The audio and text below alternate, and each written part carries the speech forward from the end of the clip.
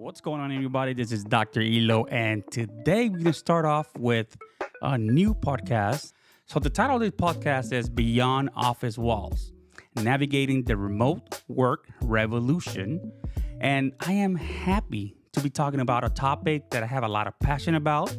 And we're going to start right now with the different topics. So, in today's episode, I'll be defining and explaining the difference between a remote worker, and I will also go over the rise of remote work, how the remote work was presented as an option to do our work during this pandemic times, right? So let's jump right into the first episode. So what is remote work? Remote work is not telecommuting or telework. It sometimes is confused by it. They're very similar things, but they have two different objectives, right? In remote work, you practically are working in a remote area all the time. With telecommuting or telework, you still have a responsibility to go to the office and present yourself and have a little more communication with your coworkers or your bosses in a day-to-day basis, right? In a one-on-one. Remote work also involves performing job tasks and responsibilities from a location other than your traditional office. What does that mean? Working from home. You can be working from a place like WeWork that you can rent a small office space in there. You can rent it for a day, for a week. And this is only one option, right? There's lots of options out there as well. And you can actually work from a different area. And also, this is enabled by technology, like the internet and communication tools, phone, tablets, you name it. And it allows employees to work from their homes, co-working spaces, like I mentioned, and even other remote locations, which are very popular, to be honest. It also offers benefits, such as the greater flexibility, and a work-life balance. Yeah, I know a bunch of people don't miss that commute, driving hours, taking the train, taking the bus. There's a better work-life balance because you're here already, right? And also, one of the most beneficial things about remote work is that it provides access to a global talent pool. So you can not only hire from your local community, you can hire pretty much across the globe, which is pretty amazing. And it is obvious that we have a lot of talented people where we live at, but there's always great and amazing talent elsewhere.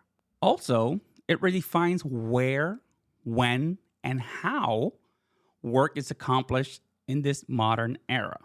I believe remote work is the future, and not for everybody, right? You can't be a mechanic over the phone, over the computer. You can probably do the theory part, but you can't really do mechanic on a car unless you're using a robot or something like that. There might be a time that you probably have to. But for now, being a mechanic is hands-on, right? If you're a project manager, you might be able to manage your project from a different state. Like, for example, the projects that I manage on a daily basis, they're in Texas and in Louisiana. I'm able to do that because of the nature of that project. Not all projects work the same way. What is telework? What's the difference in between working from home or from remote location all the time? Telework is basically the same term as telecommuting, right? It allows your employees to work from locations outside the traditional office setting, but it provides an opportunity several times a week to engage with the other coworkers, bosses, or whomever, even clients in the office several times a week. For example, right now I'm doing telework. I work from home Tuesdays, Wednesdays, and Fridays. Now on Mondays and Thursdays, I go into the office.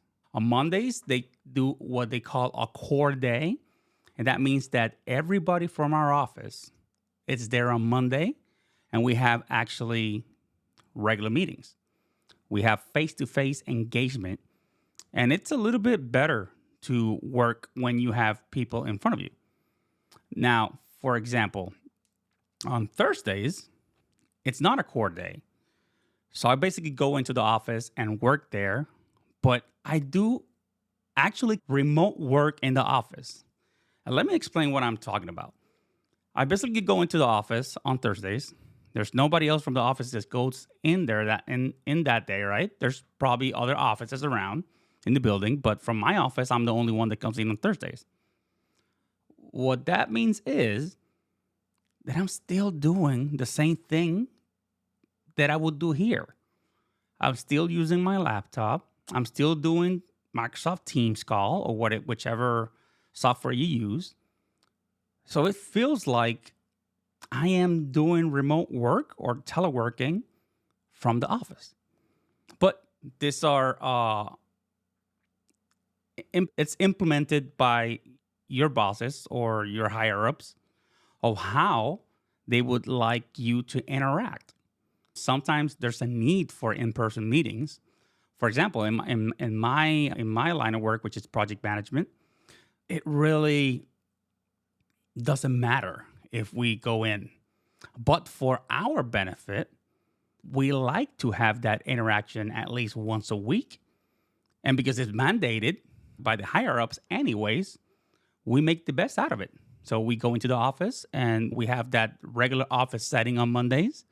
And the rest of the week, there's 3 days that I work from home and 1 day that go into the office and kind of remote work from the office. But if there is a need for something to be done in the office, I'm there. And the rest of the days, some of the guys are there as well.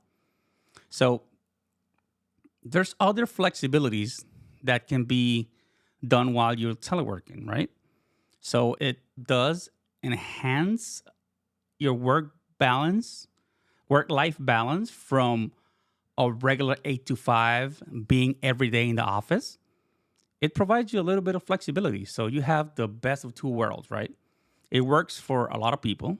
And it also reduces the commute times and those associated stress with the commute.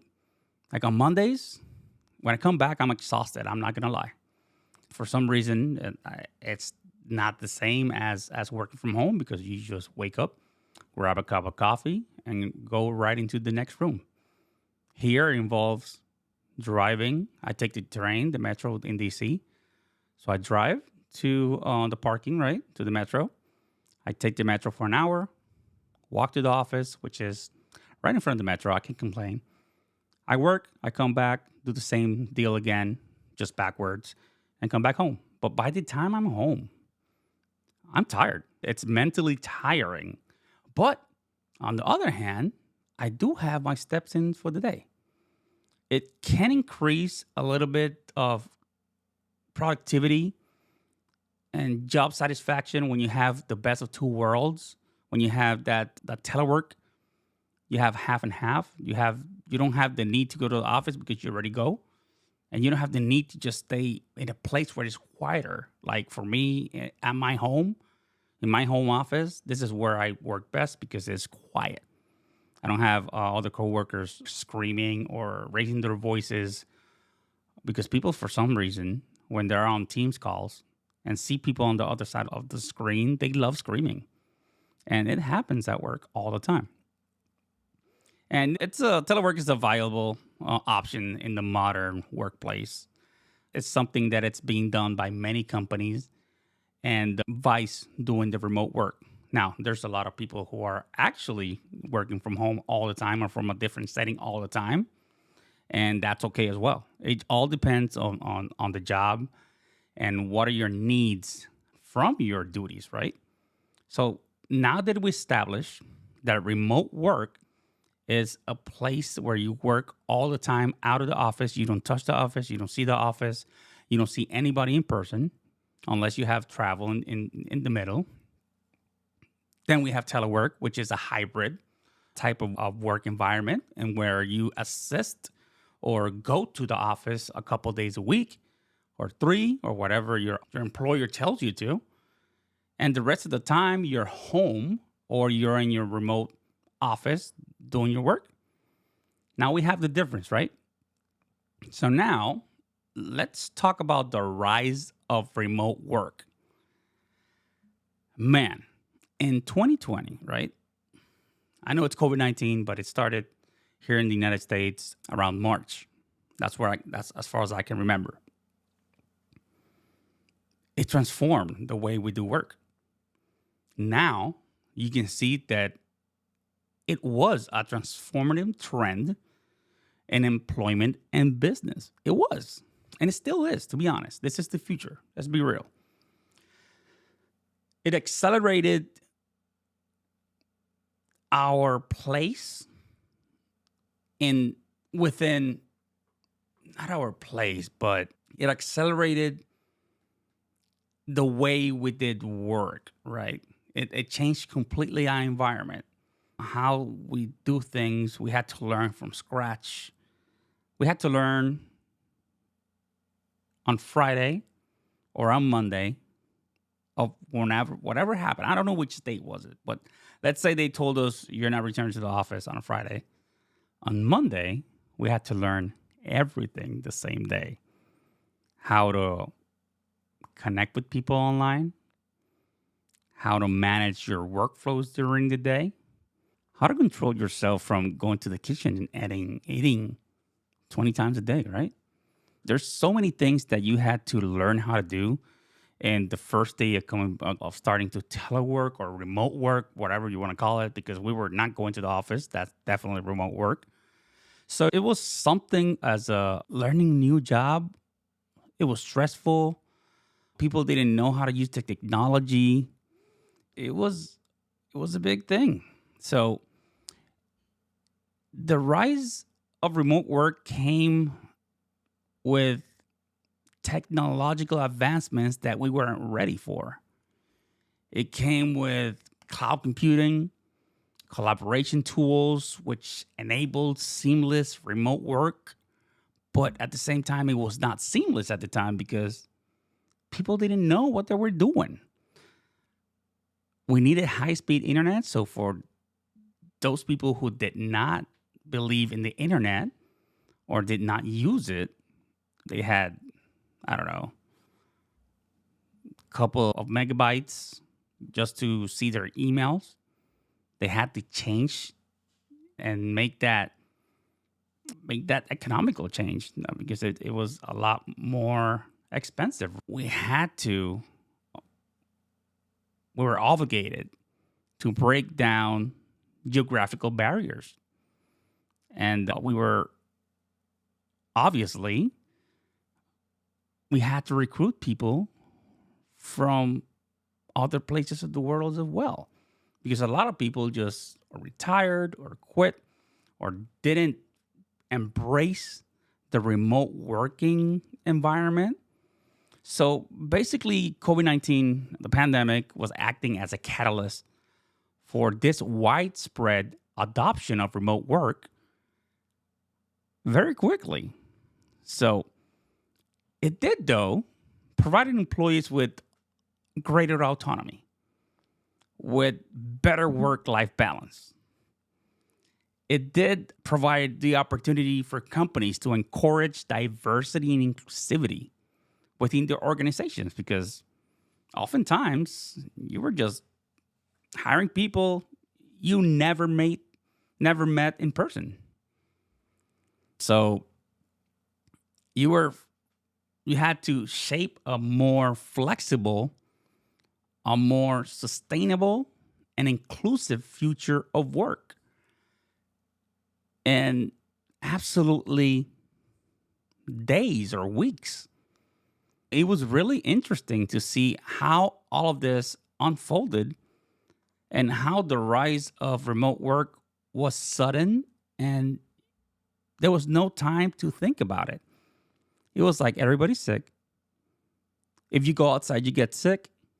There's a lot of people passing away because we don't know we don't know the effects of this pandemic, right? About COVID-19. We don't know the effects yet. We're really confused about what it is, how to treat it. And now that we have all the tools, we have vaccines, we have everything that we need to, there are some companies that are starting to return back. But a lot of people are already used to working from home. So this is where the whole rise of remote work got a little bit stale. And what I'm saying by stale, it didn't develop further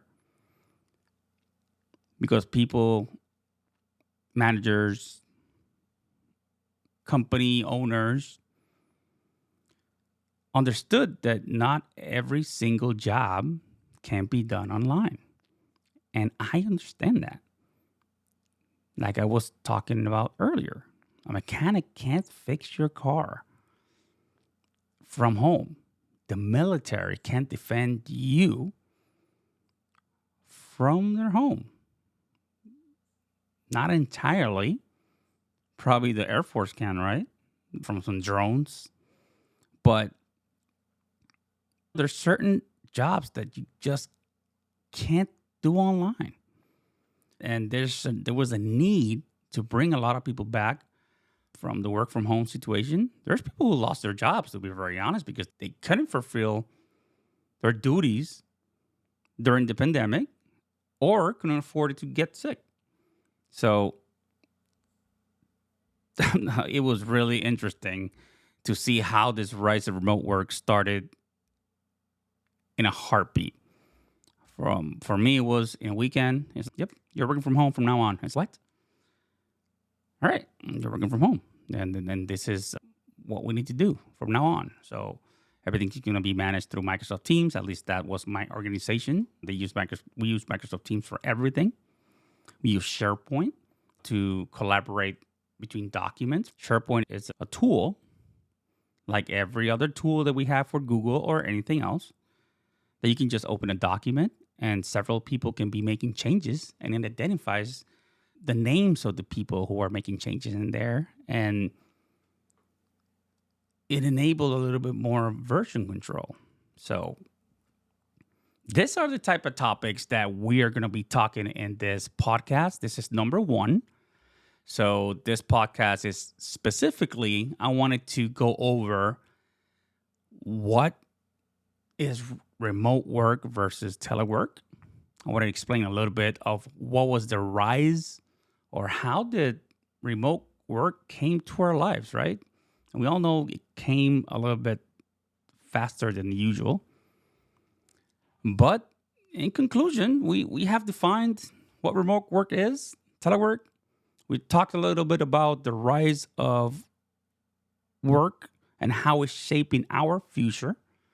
So in season 1, we will be bringing remote teleworkers and remote workers from all walks of life to learn from their experiences, right? Bring some people, some amazing people that have the opportunity to work from home. Season 1 has 8 episodes. This is number 1. Let's go over the next 7 so you guys can know what are the topics I'm going to be talking about, or we're going to be talking about, because I'm going to bring people in. So this one was number 1. What is remote work? I explained. I went over the rise of it. Now, the next episode is mastering remote productivity, strategies for staying focused and efficient. This is one of the most important topics right here. How to maintain your focus and maintain yourself efficient in a place where nobody's looking at you. Then we have number 3, building strong remote teams, communication, collaboration, and culture. We have number 4, remote leadership, leading and motivating teams in a virtual environment. Number 5, balancing work and life, navigating remote work challenges and setting boundaries. As important as it sounds, this one is a big one as well. Number 6, remote onboarding and training. Best practices for introducing new hires to virtual work.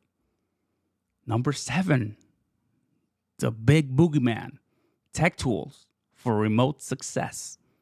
Exploring apps and platforms for seamless remote collaboration. And number 8, which is the last but not least, overcoming remote isolation. Strategies for maintaining mental health and connection. So this is all of the topics that I have for season 1, right? We have 8 episodes. This is episode number 1. It's going to be a great season. I'm going to bring a lot of amazing people. And I thank you so much for taking part of your day or night, wherever you're at, to listen or to watch this podcast, because this is, in essence, a video podcast. So remember that in the next episode, I'll be bringing in our first guest, and we will be discussing how to master remote productivity and some strategies for staying focused and efficient. And remember to unleash your potential, work from anywhere. All right. This is Dr. hELO out.